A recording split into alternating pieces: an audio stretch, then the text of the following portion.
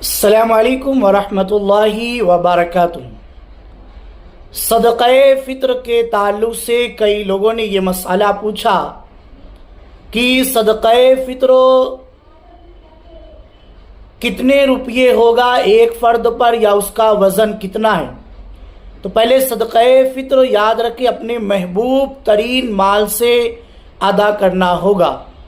صحابی رسول حضرت انس رضی اللہ تعالیٰ عنہ سے روایت ہے، حضور اکرم صلی اللہ علیہ وسلم نے ارشاد فرمایا، بندے کا روزہ آسمان و زمین کے درمیان معلق رہتا ہے جب تک صدقہ فطر ادا نہ کرے۔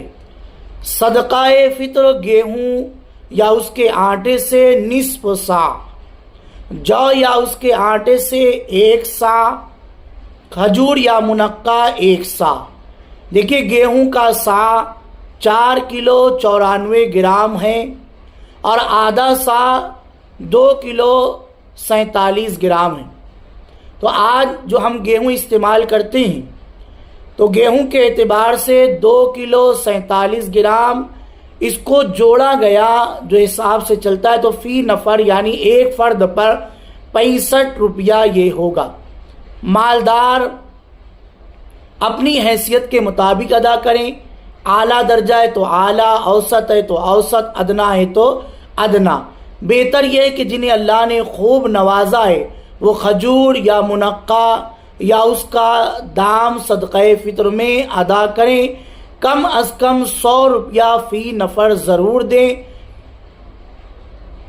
یا پھر جو 65 روپیہ بتایا گیا اسی کے اعتبار سے دیا جائے۔ 65 بھی دے سکتے ہیں، 70 بھی دے سکتے ہیں، لیکن کم سے کم ایک فرد کی طرف سے صدقہ فطر کی مقدار 100 روپے کی طرف سے دی جائے۔ غربا، فقراء، مدارس اسلامیہ کا آپ بھرپور تعاون کریں، وہاں پر دیں۔ صدقہ فطر عید کی نماز سے پہلے بھی ادا کیا جا سکتا ہے، یعنی آج بھی دے سکتے ہیں اور نماز عید کے بعد بھی دے سکتے ہیں۔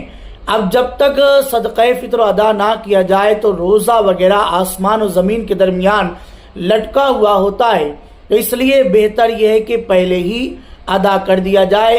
باقی آپ تفصیل چاہتے ہیں تو واٹس ایپ نمبر ڈسکرپشن میں ہے، وہاں پر جا کر میسج کر کے واٹس ایپ پہ پوچھ سکتے ہیں۔